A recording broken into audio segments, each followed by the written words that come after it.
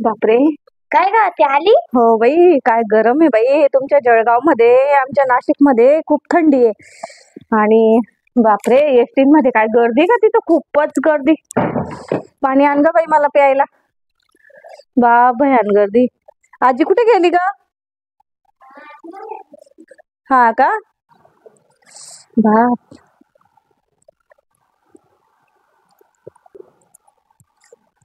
स्वयंपाक करते का तुझी मम्मी? नाही हो, कोणा फोन आहे? हा बोल.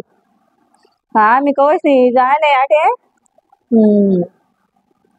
बाई म्हणतं काय सांगू तुले, म्हणा पावनचार नाही काय नाही. ती माय बाहेर जायले ना, गाव जायले ती माय म्हणे. आणि ती स्वयंपाक करायनी. उनी सुद्धा नाही, ती पाय पडाले म्हणा आला.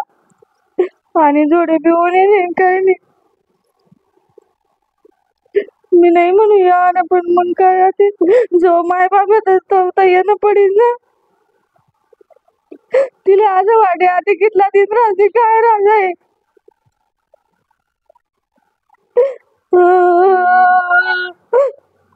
तिचं काय अजून काय चाले राहिलं बरं. मग माय बाप येतात तर मी सुद्धा तिला वाटणार ते आंबाचं रस वाढेल.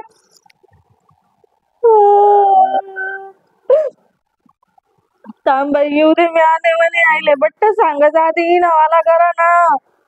पाय पडाले सुद्धा कोणी नाही दी. मी म्हणजे काय अडचण दुडकी आहे काही सांगा रे दारी हो. मनाली नवरा नोकरीला आहे, पण आपण काय म्हणू 2-3 दिवस जाई हो बा माय बाप ना घर. काही गरज आहे का यावानी म्हणे आली. पण तरी बी मी जाऊ दे बा, आपला जो माय बाप येतो तो यो बा असं.